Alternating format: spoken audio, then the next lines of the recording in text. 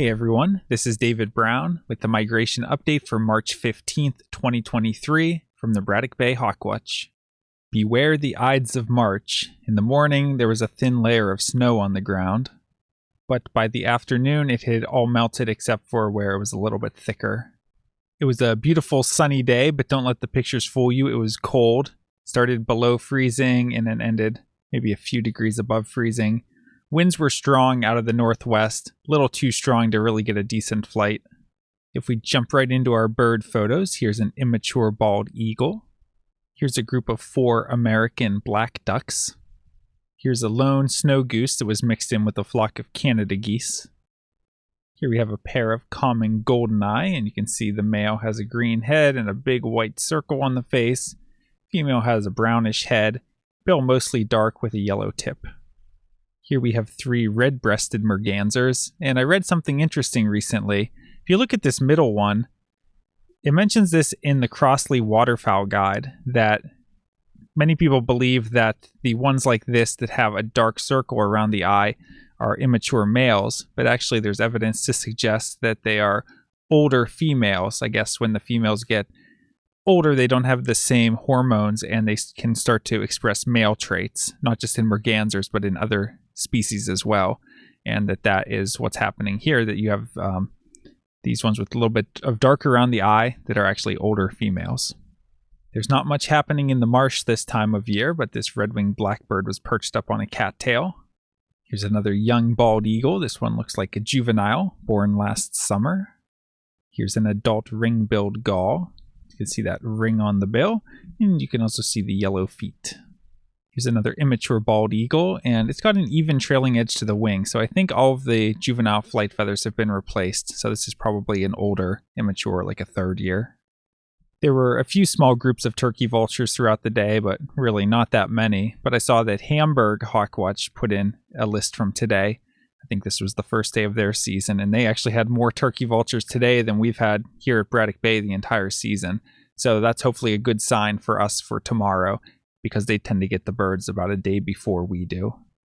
Here we have an adult herring gull. So you can see the bill doesn't have the dark ring like the ring-bills have. It's got more of like a red dot on it. And we can also see the legs and feet are pinkish.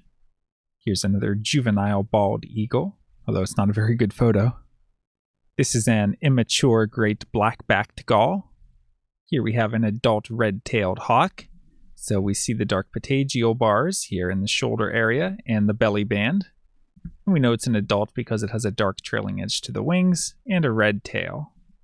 Here's another somewhat poor photo of a raptor, but see if you can figure out what this is. What do we actually see on this? We see kind of long, lanky wings, but maybe the most important thing is we see this white rump patch. So this is a northern harrier.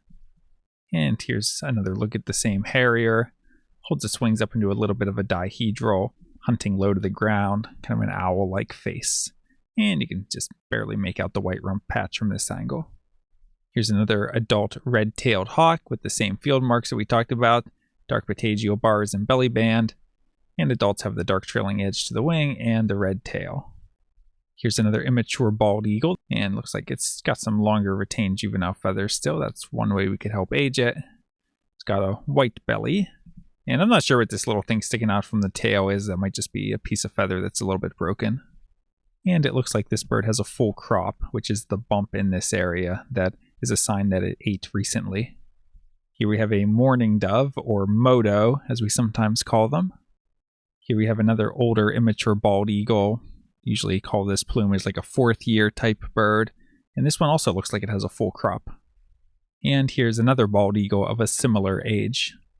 If we look at the eBird list, today I had 35 species, which is a little low. Just on these really windy days, sometimes it's hard to scope through the ducks and get all the different species, and songbird activity was pretty low. And if we look at the HawkCount report, migrant raptors for today were 16 turkey vultures, 1 bald eagle, 1 Cooper's hawk, which was a juvenile that came through really low when I was hiding in my car from the wind, and 2 red-tailed hawks for a total of 20 migrating raptors today. We had no new species for the season. And looking at the forecast, I'm excited for tomorrow. It's calling for a mix of clouds and sun in the morning and then cloudy in the afternoon. high 47, so much warmer than it's been recently. Winds west-southwest at 10 to 15 miles per hour. So that's a good wind direction. Remember, southwest is our best, but west-southwest is only slightly worse. 10 to 15 miles per hour is a pretty good speed. Maybe towards the higher end of that would be ideal. Maybe even up to 20 miles per hour would be better, but it's a good wind speed. This time of year, we don't have to worry as much about a lake breeze, just because there's not much of a difference in temperature between the land and the lake water. So I don't think that's going to be an issue. Like I said, Hamburg counted today, and they had, I think, around 150 turkey vultures. So when we get warm southerly winds like this time of year, we're looking at getting our first big push of turkey vultures. I wouldn't be surprised to see a fair number of red-shouldered hawks. Red tails should be on the move. Always the possibility of rough-legged hawks. Golden eagles are certainly possible. And if we're really lucky, maybe we'll even get a goshawk. So should be a really nice day tomorrow, especially having that bit of sunshine in the morning. That really helps to get the raptors up. Just generating some thermals and combined with the favorable wind to keep them concentrated along the lakeshore. So really excited for tomorrow, and should be pretty good non-raptor migration as well. There's a number of species that we still need to get as first of years. Things like anything from great blue herons, belted kingfisher, tree swallow, rusty blackbird. There's all kinds. I could rattle off 10 different species that could show up tomorrow. So should be a fun day. Hope to see you out at the platform. Friday is looking cloudy with some light rain likely, high around 50, winds south-southwest at 15 to 25 miles per hour. So another warm day with southerly winds, excellent conditions except for the rain. So we'll have to see if they take that rain out of the forecast. It could be a decent day, even without sunshine. If it's brighter or if the sun were to pop out, that would be better. Heavy overcast, not so good, especially with the possibility of rain. So we'll have to keep an eye on Friday to see how that's going to turn out. From what I've seen, it looks like maybe it'll be a little more on the rainy end, which wouldn't be as good. Might be okay for non-raptors, but not so good for raptor migration. So we'll keep an eye on that. And for Saturday, winds increasing, partly cloudy in the morning to mostly cloudy in the afternoon. I see I spelled 2 wrong. I should fix that. High 36, winds west-southwest at 20 to 30 miles per hour. So again, decent wind direction with west-southwest. 20 to 30 is pretty strong. The thing that concerns me a little bit about this day is the high is only 36. So sometimes we get these really strong southerly winds this time of year, and we get big flights, but usually those are days where it gets up to 50, 60, even 70 degrees.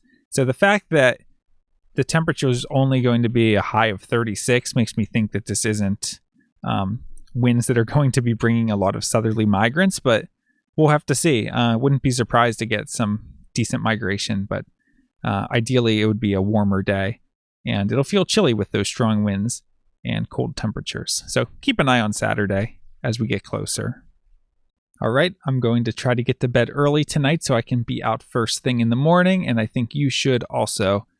If not, hopefully you can come out and join us at the platform later in the morning or some other time soon. From Lyco Birds, this is David Brown. Thanks for watching.